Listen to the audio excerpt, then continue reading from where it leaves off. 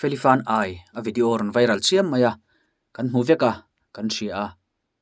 mase makka te chu enga tinge mi zote himi kan dem luai luai karil ru lo na ni Felifan ai hi ka du thin lutuk a music video ma saber min hlan le la ti ngat phei kha chu keit luka a hla du le ngai thangun kha an tam viu in karing lo ti khop chuan ka du ni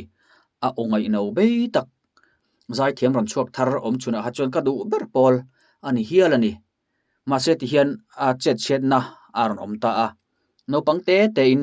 media kan khoya mi kan soi se na saltuk a chung ril din mun kan shelo a eng nat na nge ator nat na ane ni ti alangin ka ria mel abuara antenan hei zun kong thalo emo kal thalo lam pangte a kok dewe mun cho ti kha karil ru alang de rum ruma chu mani ngai dan ni ta sela mase enga tinge zu polo in ro se dam doi polo lo khoi ro se mitam takin dam doi khoi ang ka ti chu ti khati ten tia khang huna kha chuanin amwal pho phu lom chu ti khati kan ti nuai mai ni ma se dam doi khoi te zu in mi reng reng te hi an du huna ngei thei sila zungol vei dam doi edik an ni nang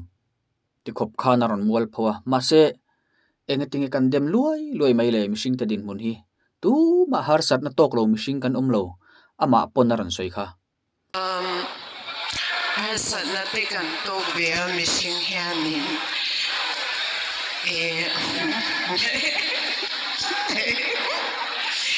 soi diam lo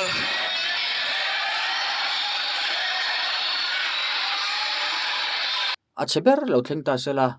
tong thu chelawa akhongai ngai kan ni lenga chu wang chon kan dam lai kan that lai hian in fui mol zo kang u thu tha in shil mol zo kang u ti hi kan cha du cheu ani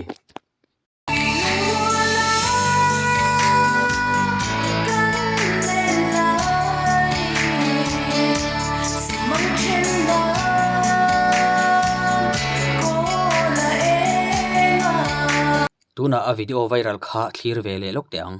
a thu soi hingun dewin ngai tharu o ke chuan a zairi kha karon da don lo hello imo hey good dripping who em Benson ko wani tu karandam lo ve lutu ko mo mase ngendi thawanga tuna a thu soi kha kan ngai thanga anim nge na chu ta hian comments lama aron lang ta ni kan hospital a hian thathum zelzol zen zone ati tumna ni mai thei a oma kalai nat khop mai zai pui atoka awangin nima se kangai san na alabo chuang lo aron tia adin mun chu kan thathiamang zai pui atoka zai pui to chuan sumle pa ya po tam takin anin seng don ani ti shephot majila khang har sat na zong kha sum kan nei lo chuan mo tui nei lo ringot po se om kan ti nia poisa nei lo ngat phei chu sem zia chu ta nat na khir tak nei ngat phei chuan in dem ngot thin lawang u ani in nak lok tiang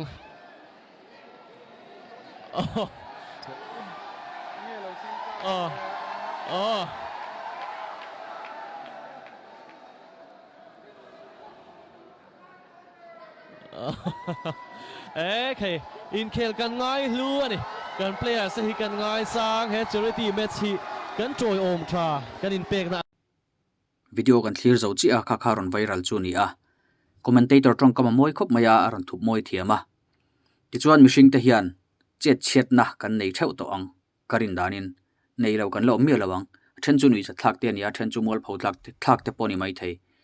ta chuan Felifan a hi dem thei kan ni em ku wa kan eya zial kan zu a zu kan ina mo ngeya har sat tur zia chu kan revek sikhar te po kan ei ngeya har sat tur zia chu kan ria chu wang chuan adin mun hi dem thei din huna kan dingem in dem ngot lawang u in soi se lawang u